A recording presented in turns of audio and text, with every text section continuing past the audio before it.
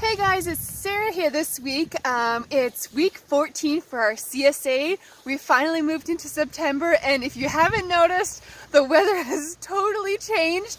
I had to put socks on for the first time since spring this year, so it's kind of a bummer, but at the same time, fall is a fantastic season, and it's actually my favorite season. So really looking forward to the fall crops and warming up to a warm fire. But anyway, this week I wanted to talk to you guys a little bit about turnips. So we grow turnips on the farm in the spring and in the fall. They're a quick growing crop. They take about 40 days for us, and they're similar to radishes. So we have people that call them the white radish, but we grow the Hakurei variety here, which is a salad turnip. Now, one thing about turnips is that turnips and rutabaga are totally different vegetables, and I know from experience that a lot of people get confused turnip and rutabaga, that they think they're the same thing, but they're not. So turnips are right behind me here, and I'll pull one out for you.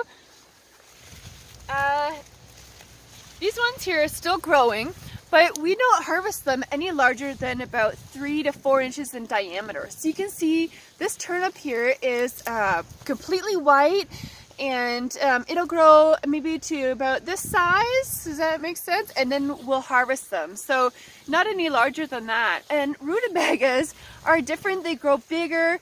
They usually have a purple or kind of yellow color to them.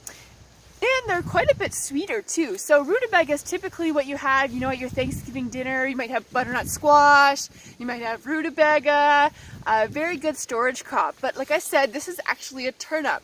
So turnip and rutabaga. So rutabaga is the cross, or what we think is the cross between a cabbage and a turnip. So a little bit different, but the same family. So in the brassica species. But turnips as well, you can eat the leaves, which is really cool. We don't eat them raw because they have little hairs in them, and they're not really the best for eating raw, but definitely cooked and also in smoothies. Add a little bit of spice to your life. You want to turn up the heat a little bit. Same with turnips themselves. So they are great to eat in salads, fresh. They've got this nice creamy kind of texture to them, but they do have a little bit of spice, similar to radishes. So again, if you're not a spice fan, maybe hold back on it. But a great crop that we really enjoy. You can also cook with them as well. You can mash them up. You can put them in with potatoes. You can make little fritters out of them. But like I said, they're so nice and buttery when they're fresh from the garden. So we prefer to eat them raw. But like I said, they're pretty versatile, and yeah, also if you cook them, what we like to do with them is like put them in a stir fry, or even just fry them up with some butter. It takes the heat right out of them, and they have this nice, beautiful, nutty flavor.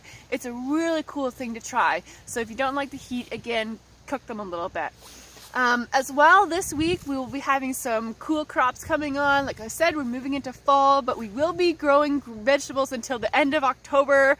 So we've got lots of different things coming on in the next 6 weeks, because we still have till week 20. So we've got 6 more weeks after this. So we'll have lots of leeks, garlic, butternut squash, parsnips, all the fall vegetables, potatoes, sweet potatoes. We'll have more cabbage, hopefully. In these rows over here, we're growing broccoli. This is a mustard green mix here, which is great for the fall. Of course, carrots, beets, all the storage crops. So we're really looking forward to that, as well as our fall lettuces. So stay tuned. Let us know if you have any questions about turnips or rutabaga, and if you want us to do a video about anything else as well.